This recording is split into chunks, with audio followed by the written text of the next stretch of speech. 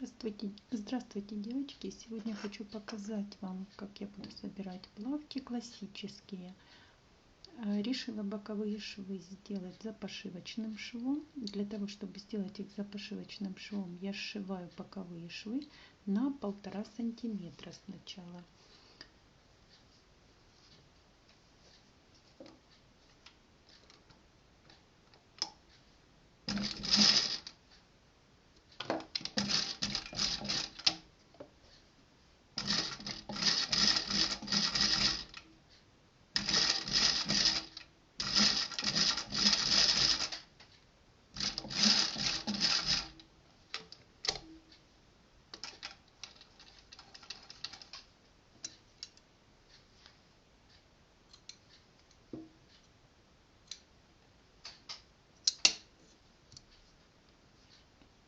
Вот таким образом я прострочила на 1,5 сантиметра шов.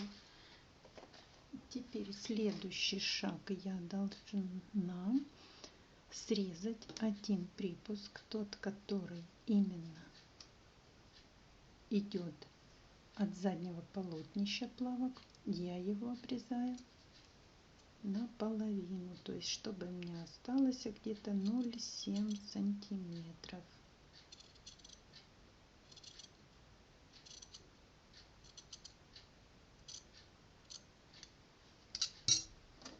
Шов должен уходить у нас на заднее полотнище трусиков, поэтому, срезав один припуск на 0,7, второй 1,5 сантиметра у нас остался.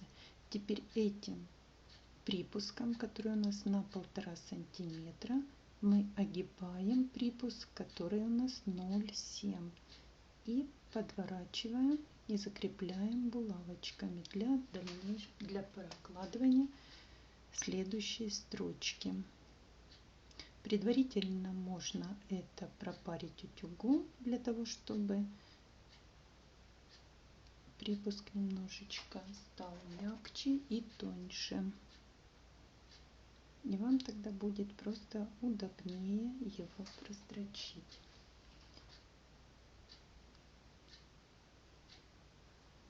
Вот таким образом делается запашивочный шов. Так он выглядеть будет с изнаночной стороны. И следующую строчку, которую я прокладу, она будет на 0,1, на 0,2 от подвернутого края. И с лица будет видна только одна строчка, что я сейчас и продемонстрирую вам.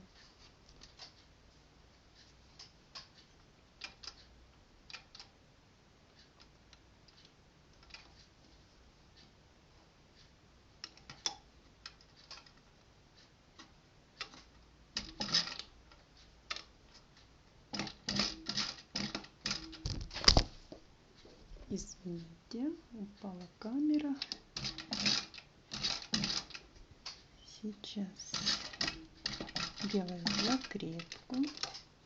Лучше всего булавочки вытаскивать, потому что машинке немножко иногда бывает тяжело подняться по булавке.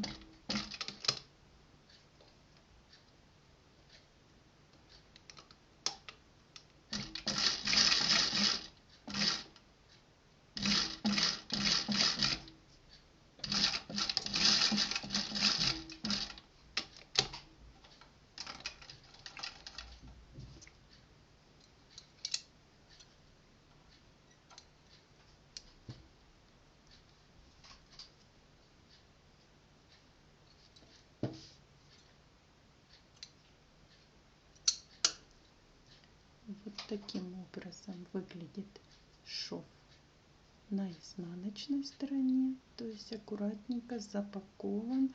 Остается только его отутюжить, он будет выглядеть еще красивее. И вот таким образом выглядит шов у нас на лицевой стороне. Вот так, еще раз покажу.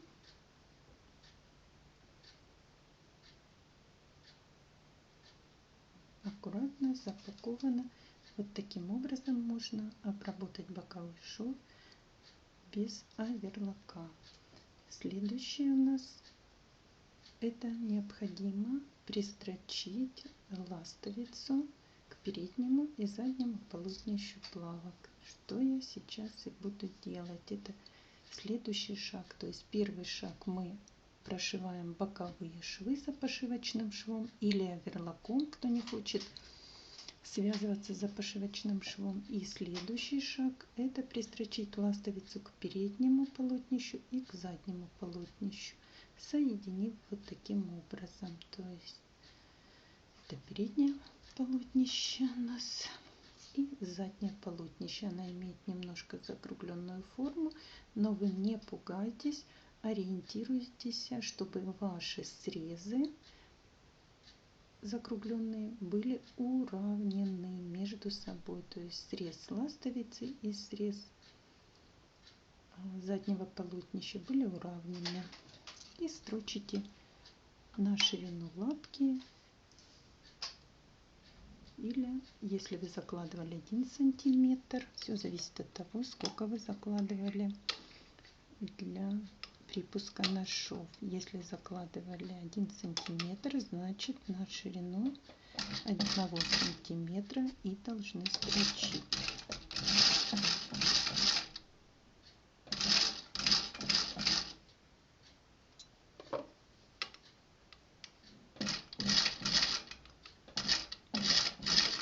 Так как я булавки не вытаскиваю, поэтому, чтобы лапки было удобно проходить места с булавками, я слегка сзади ткань придерживаю.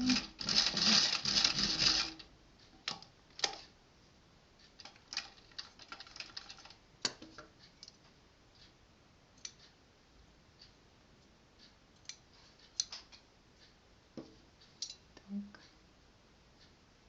Соединила заднее полотнище с ластовицей. Теперь соединяю переднее полотнище с ластовицей.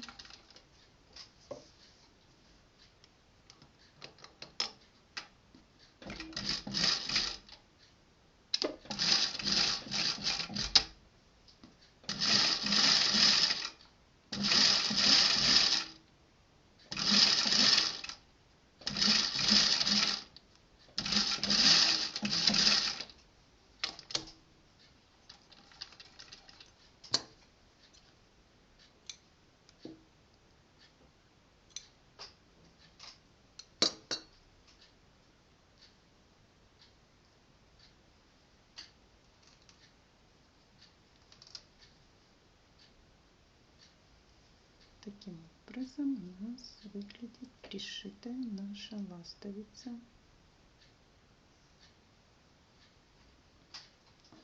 С лица и с изнанки.